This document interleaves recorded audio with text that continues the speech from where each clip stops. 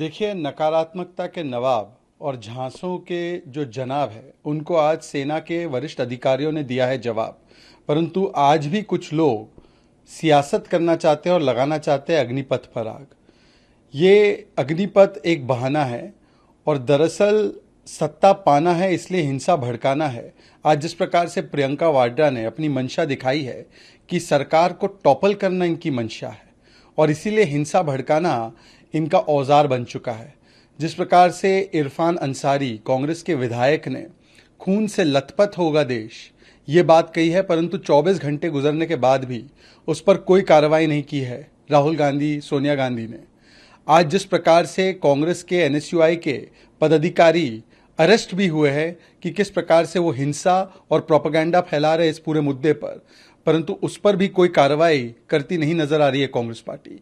क्योंकि कांग्रेस पार्टी और इस हिंसा के पीछे ये कोई सहयोग नहीं है, ये सोचा समझा साजिशन प्रयोग है। ये देश को जलाने का प्रयोग है अग्निपथ के नाम पर। और इसीलिए आप देखिए कि जो भी हिंसा हो रही है ये स्पॉन्टेनियस नहीं, ये स्पॉन्सर्ड हिंसा है, ये प्रायोजित हिंसा है, ये सुनियोजित हिंसा है, ये ऑर्गेनिक नहीं, ऑर्केस्ट्रेटेड हिंसा है।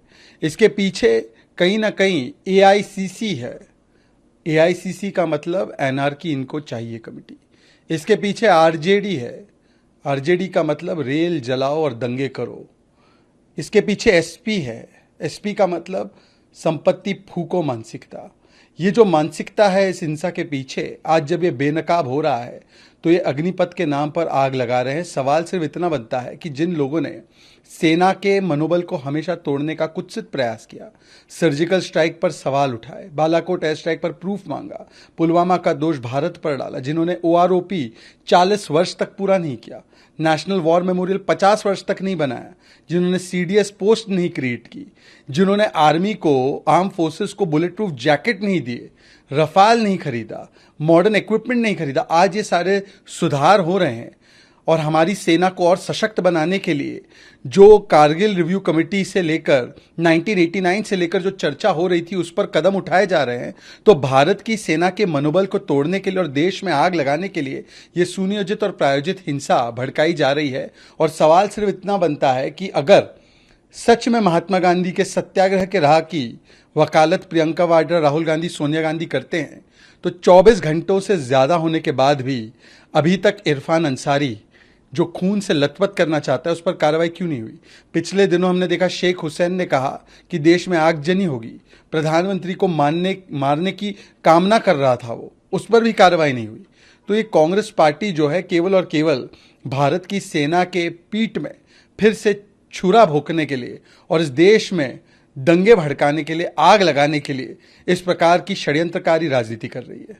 राहुल गांधी को तीसरी बार ईडी ने उसको लेकर देखिए, जब भी इस देश में भ्रष्टाचारी परिवार जो है, जो देश का सबसे ज्यादा भ्रष्टाचारी परिवार है, उन पर कार्रवाई होती है और उनके भ्रष्टाचार की जवाबदेही तय होती है, तो कांग्रेस पार्टी विक्टिमहुड कार्ड निकालती है। अब कल बताया जा रहा है कि कांग्रेस पार्टी जाकर पुलिस के खिलाफ शिकायत करने वाली है। ये वही कांग्रेस पार्टी है जिसके नेता असम में किस प्रकार से पुलिस वाले को मैन हैंडल कर रहे थे, पूरे देश ने देखा है। किस प्रकार से कांग्रेस पार्टी के नेता रेणुका चौधरी, जो गांधी परिवार की बहुत ही करीबी मानी जाती है, वो तेलंगाना में हैदराबाद के कॉलर पर, कानून के कॉलर पर हाथ रख रही थी और किस प्रकार से वो पुलिस वाले को धमका रही थी, पूरे देश ने देखा है। किस प्रकार से कांग्रेस के कार्यकर्ताओं ने जगह जगह पर आगजनी की, दिल्ली में बैरिकेड तोड़े, 144 का उल्लंघन किया। उनके नेता शेख हुसैन किस प्रकार से आगजनी की धमकी दे रहे थे और प्रधानमंत्री को मारने की चेतावनी दे रहे थे, उस पर भी अभी तक कोई कार्रवाई वहां की पुलिस ने एफआईआर की है परंतु गिरफ्तार नहीं किया है, उनको ना पार्टी से निकाला गया है।